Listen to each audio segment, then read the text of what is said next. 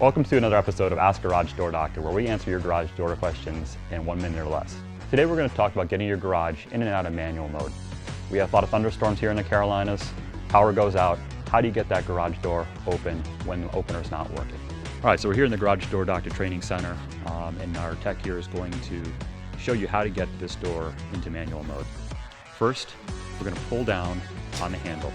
You can see that releases the door from the trolley. Next, you're going to lift it up to see if it's released, and your door is in manual mode. Different operators have slightly different connections, but this one you pull back and it works.